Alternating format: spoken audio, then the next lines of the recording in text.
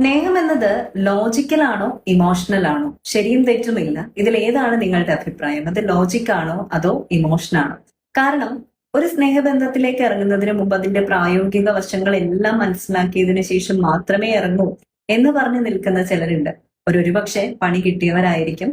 അതല്ല എങ്കിൽ സ്നേഹം എന്ന ബന്ധത്തിനപ്പുറമായിട്ട് മറ്റു പല ബെനഫിറ്റ് ഓറിയന്റഡ് ആയിട്ട് മാത്രം ചിന്തിക്കുകയും അവര് വേദനിക്കരുത് എന്നുള്ള രീതിയിൽ നിൽക്കുന്നവരും ആയിരിക്കാം.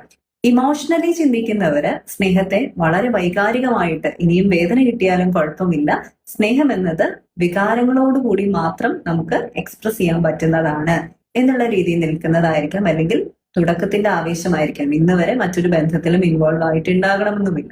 നഷ്ടങ്ങൾ ഉണ്ടായാലും കുഴപ്പമില്ല, ഈ വ്യക്തിക്കൊപ്പം കുറച്ച് നാളുകളെങ്കിലും എനിക്ക് വളരെ സന്തോഷമായിട്ട് നിൽക്കാമെന്ന് കരുതും. നിങ്ങൾ തിരിച്ചറിയേണ്ട ഒരു കാര്യം, നമുക്ക് ഒരിക്കലും സ്നേഹിക്കാൻ പറ്റും അല്ലെ എന്ന് ഒരിക്കലും സ്നേഹിക്കാൻ പറ്റാത്ത ഒരു വ്യക്തി നമ്മൾ എത്രയൊക്കെ ശ്രമിച്ചാലും അത് നടക്കില്ല. അങ്ങനെ ഒരു വ്യക്തിക്കൊപ്പം ജീവിക്കുന്നതാണോ അതോ എത്ര ആത്മാർത്ഥമായി സ്നേഹിച്ചാലും ഒന്നിക്കാൻ കഴിയില്ല എന്നുറപ്പുള്ള ഒരു വ്യക്തിയെ സ്നേഹിക്കുന്നതാണോ ഏറെ പ്രയാസകരമായിട്ടുള്ള ഒരു കാര്യം. സ്നേഹത്തിന് ലോജിക്കാണോ ഇമോഷനാണോ നമ്മൾ വെക്കുന്നത് എന്നുള്ളത് വ്യത്യസ്തം തന്നെയാണ്. പക്ഷെ സ്നേഹം എന്നത് എപ്പോഴും ഒരു എഫേർട്ടാണ്, ഒരു പരിശ്രമമാണ്. അത് നിങ്ങൾക്ക് എടുക്കാൻ കഴിവില്ലെങ്കിൽ ആ ബന്ധത്തെ നഷ്ടപ്പെടുക തന്നെ ചെയ്യും. അത് ഏത് തരത്തിലുള്ളതാണ്.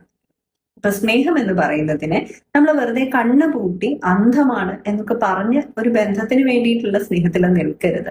നേരെ മറിച്ച് നമ്മൾ എന്തെങ്കിലും റെഡ് സൈൻസ് കാണുന്നുണ്ടെങ്കിൽ അതൊക്കെ തിരിച്ചറിഞ്ഞിട്ട് തന്നെ വേണം ബന്ധത്തിൽ നിൽക്കാൻ. അതായത് ഓരോ സ്നേഹബന്ധത്തിനും ലോജിക്കും ഉണ്ട്, അതുപോലെ തന്നെ ഇമോഷനും ഉണ്ട്.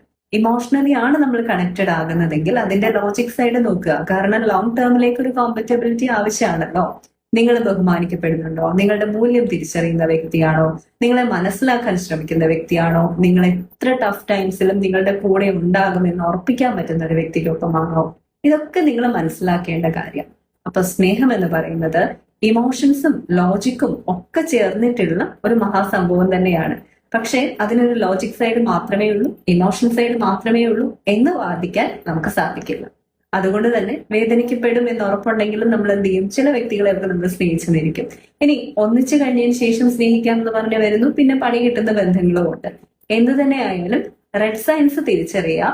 നിങ്ങൾക്ക് നിങ്ങളുടെ മൂല്യത്തെയും തിരിച്ചറിയാൻ സാധിക്കണം. എപ്പോഴും മനസ്സിന് വിഷമം ഉണ്ടാക്കുന്നതല്ല സ്നേഹം.